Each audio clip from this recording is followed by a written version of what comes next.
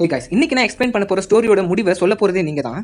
ரீசெண்டா ஓடிடில ஸ்ட்ரீம் ஆயிட்டு இருக்க ஹாட் ஸ்பாட்னு சொல்லக்கூடிய ஒரு ஆந்தாலஜி ஃபிலிம்ல இருந்து கோல்டன் ரூல்ஸ் என்ற ஒரு பகுதி தான் இன்னைக்கு நம்ம பார்க்க போறோம்.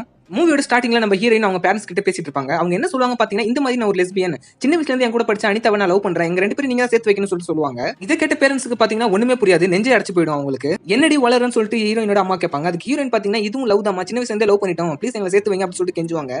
பட் பேரண்ட்ஸ் இதுக்கு ஒத்துக்க மாட்டாங்க. ஹீரோயின் உடனே நாங்க ஆல்ரெடி ரிஜிஸ்டர் மேரேஜ் பண்ணிட்டோம், எங்களை பிரிக்கிறதுக்கு உங்களுக்கு ரைட்ஸ் இல்ல அப்படின்ற மாதிரி சொல்லுவாங்க. உடனே அவங்க பேரண்ட்ஸ் கோவப்பட்டு ரெண்டு அடி அடிப்பாங்க. அடிச்சுட்டு பாத்தீங்கன்னா இந்த மாதிரி நீ ஒரு பையனை லவ் பண்ணிட்டா கூட பரவாயில்ல, பொண்ணை லவ் பண்ணிட்டு வந்து நிக்கிறேன்னு சொல்லிட்டு ஒரு மாதிரி பேசுவாங்க.